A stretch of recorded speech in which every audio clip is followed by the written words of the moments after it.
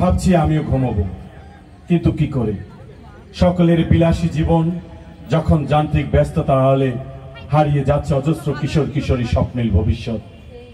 পিচে ঢালা পথে বিলাসবহুল গাড়ির চাকার নিচে চাপা পড়ছে তিল তিল করে গড়ে ওঠা সদ্য ডিগ্রি প্রাপ্ত সন্তানের জননীর প্রবল বাসনা। বছরের লুরূপ দৃষ্টিভঙ্গিতে যখন অ্যাকোয়ারিয়ামে জীবন যাপন করছে আমার অসংখ্য কোমলমতি বোন, ঠিক সেই সময় তানভীর হোসেন আশরাফি, তহিদ হোসেন, শাকিল রায়হান ঘুমোতে চায় না, চাই শান্তিতে ঘুম পাড়াতে।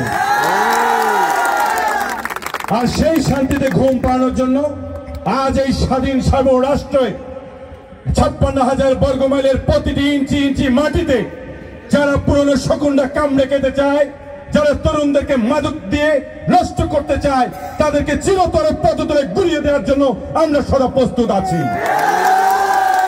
আমরা আজকে শপথ গ্রহণ করেছি, 1 সেকেন্ডের জন্য আমরা মাদককে স্পর্শ করব না।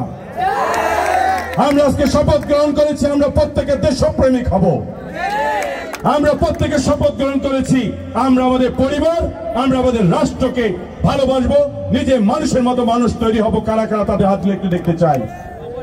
যাই হোক, সবাই ভালো থাকবো, সুস্থ থাকবো, নিরাপদে থাকবো, উজ্জ্বল সম্ভাবনাময় সোনালী ভোরের প্রত্যাশায় তোমাদের প্রত্যেকের ঘুম ভাঙুক, সেই আশা, সেই প্রত্যাশা ব্যক্ত রেখে মাইক্রোফোন তুলে দিচ্ছি মাহমুদুল নবী বাবুল ভাইয়ের হাতে। ধন্যবাদ এবং কৃতজ্ঞতা জানাচ্ছি রংপুরে তারুণ্যের চেতনার আইকন